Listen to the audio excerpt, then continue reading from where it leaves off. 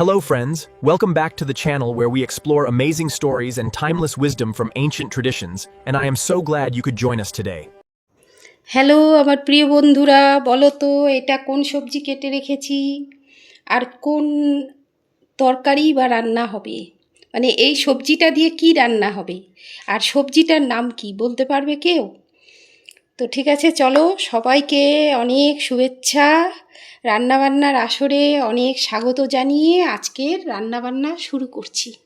এই যে তেল গরম হয়ে গেছে, এই যে কাটা সবজি তেলে দিয়ে দিলাম।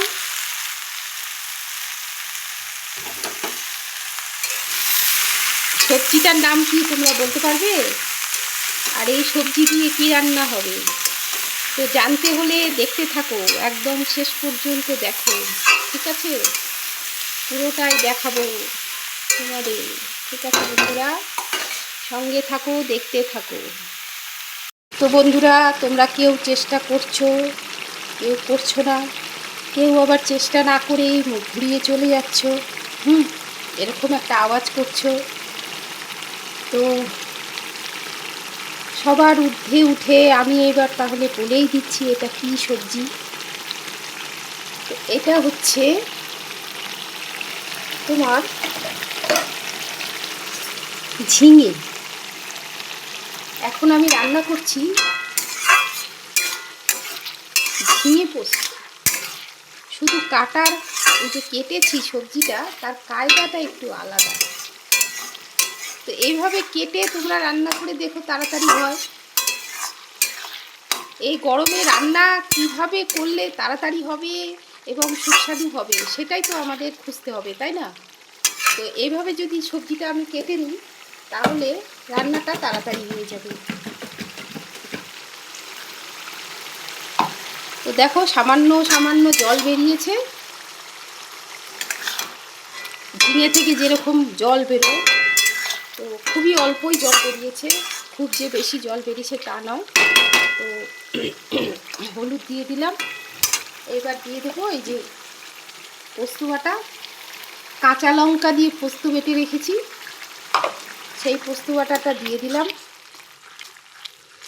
এইবার জাস্ট মানে ভাত বেড়ে তুমি তরকারি বসিয়ে ফটাফট রান্না করে খেয়ে নিতে পারবে, এইভাবে যদি ঝিঙেটাকে কেটে নাও, ঠিক আছে? তো যাই হোক, আমি তো এইভাবে রান্না করি, তাড়াতাড়ি হয়ে যায়। তো তোমরাও এইভাবে রান্না করে দেখো, বেশ ভালোই হবে। আর টেস্ট তো পোস্তর সবাই জানে যে খুবই সুন্দর, খুবই ভালো একটা টেস্টি রান্নাবান্না।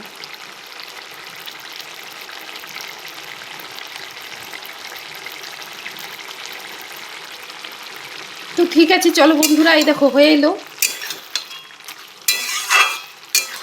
খুব তাড়াতাড়ি চটজলদিতে হয়ে যায় এইভাবে যদি তুমি ঝিঙে কেটে ঝিঙে পোস্ত করো।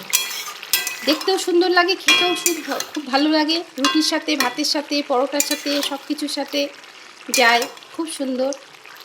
আর টাইম লাগে না, এটাই সব থেকে বড় কথা। বন্ধুরা, এইভাবে যদি ঝিঙে কেটে রান্না করো তাহলে দেখো কত তাড়াতাড়ি ঝিঙে পোস্ত রেডি হয়ে যাবে। আর এইরকম শুকনো শুকনো করে রান্না করে নিলে গরম ভাতের সাথে, এবার দেবো একটু সর্ষের তেল। তো যা বলছিলাম, গরম ভাতের সাথে একদম সেই উপাদেয়, কেননা পোস্ত একটা এমন মশলা যেটা মাছ মাংসরও ঊর্ধ্বে উঠে যায়, এত সুন্দর টেস্ট। অবশ্য যারা খেতে ভালোবাসে, অনেকে আছে খেতে পছন্দ করে না, কিন্তু আমি তো এখনো পর্যন্ত এমন মানুষ দেখিনি যারা পোস্ত খেতে ভালোবাসে না। তো ঠিক আছে, এই গরমে রান্নার কষ্ট নেই, সময় নষ্ট নেই, তাড়াতাড়ি হয়ে যায় এইভাবে যদি কেটে ঝিঙে পোস্ত রান্না করো। তো ঠিক আছে বন্ধুরা, আজকের মতন এখানেই ভিডিও শেষ করছি। ঝিঙে পোস্ত এভাবে কেটে রান্না করলে তাড়াতাড়ি রান্না হয়ে যায়, এইটা তোমাদের সাথে শেয়ার করলাম। তোমরা সবাই ভালো থেকো, সুস্থ থেকো, সাবধানে থেকো, কেমন?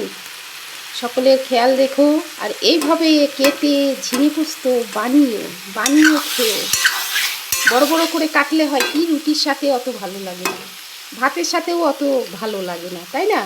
কিন্তু এইভাবে যদি কাটো, বেশ মাখা মাখা ভর্তাও হলো না, আবার একেবারে বড় বড় কাটিংও হলো না। তো বেশ সুন্দর এইভাবে দেখো, একদম শুকনো শুকনো করে নিয়েছি, শেষে একটু তেল দিয়ে দিলাম। তো ঠিক আছে বন্ধুরা, সবাইকে টাটা জানিয়ে আজকের ভিডিও শেষ করছি। কেমন? সবাই সাবধানে থেকো।